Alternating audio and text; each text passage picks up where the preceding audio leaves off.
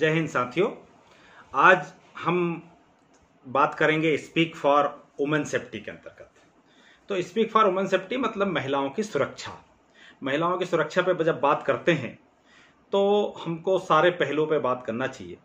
साथियों, आप सब लोगों को याद होगा कि 2012 में इस देश में निर्भया कांड हुआ और उस समय हिंदुस्तान के सब लोग सड़कों पे थे, दिल्ली में लोग आंदोलन कर रहे थे और उस समय तत्काल कांग्रेस की सरकार जो थी उसने पीड़ित परिवार से मीडिया को मिलने दिया गया, अपोजिशन के लोगों को मिलने दिया गया, उसको इलाज के लिए सिंगापुर भेजा गया। दुर्भाग्य से हम उस बेटी को नहीं बचा पाए और उस बेटी का जब पार्थिव शरीर देश में लाया गया तो एयरपोर्ट के ऊपर भारत के प्रधानमंत्री मनमोहन सिंह जी, सोनिया गांधी जी वहां पे खड़े थे उस शरीर को लेने के लिए, श्रद्धांजलि देने के लिए।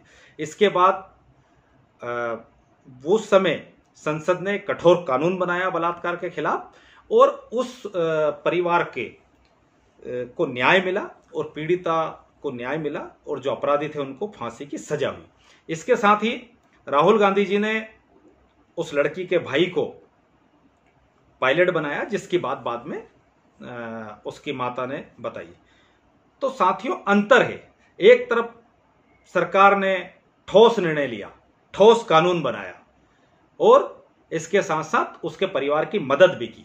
आज क्या हो रहा, एक तरफ तो भारत के प्रधानमंत्री जी ये घोषणा करते हैं कि बेटी बचाओ बेटी पढ़ाओ और उसके उलट होता क्या है, पूरी सरकार, जैसे उत्तर प्रदेश में हाथरस की घटना में पीड़िता को 14 दिन तक इलाज ठीक से नहीं कराया गया।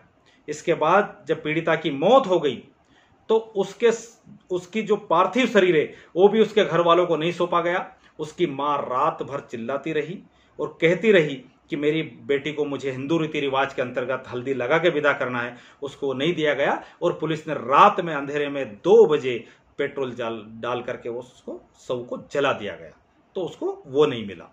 इसके साथ ही जब उस परिवार से कोई मिलने जाने लगा, राहुल गांधी जी, प्रियंका गांधी जी मिलने जाने लगे तो उनको रोका गया, उनको गिरफ्तार किया गया। फिर दूसरे दिन जब वो पूरी ताकत के साथ गया तो उनको मिलने की परमिशन दी गई और चूंकि राहुल गांधी जी का निर्णय था कि दुनिया की कोई ताकत मुझे नहीं रोक सकती पीड़ित परिवार के साथ खड़े होने से, मैं तो जाऊंगा, तब जाके मजबूरी में योगी सरकार ने परमिशन दी।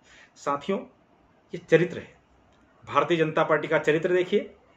चाहे उन्नाव रेप कांड हो, चाहे कठुआ रेप कांड हो, चाहे वही कोर हो, चिन्मयानंद के वीडियो से लेकर सब हो, ये हर जगह, चाहे कुलदीप सेंगर हो, भाजपा के लोग का कनेक्शन बलात्कारियों से निकलता है या भाजपा के नेता बलात्कार करते हैं और भाजपा की सरकार उनको बचाने का काम करती है।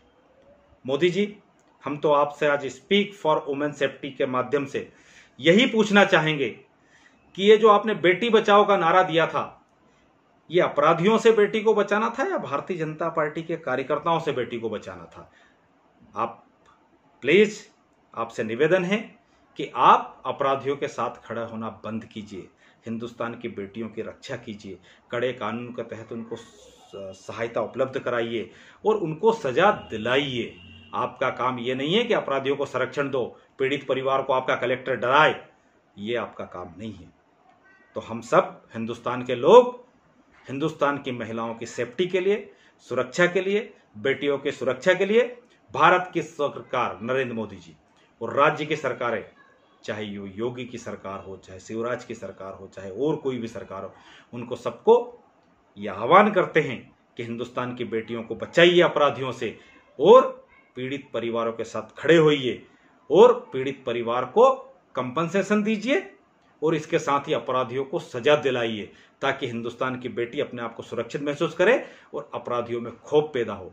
हमें उम्मीद है कि प्रधानमंत्री जी और भारतीय जनता पार्टी की सरकार को और उनके मुख्यमंत्री को सद्बुद्धि आएगी और वो वास्तविकता में हिंदुस्तान की बेटियों को बचाने के लिए काम करेंगे। धन्यवाद। जय हिंद, जय भारत।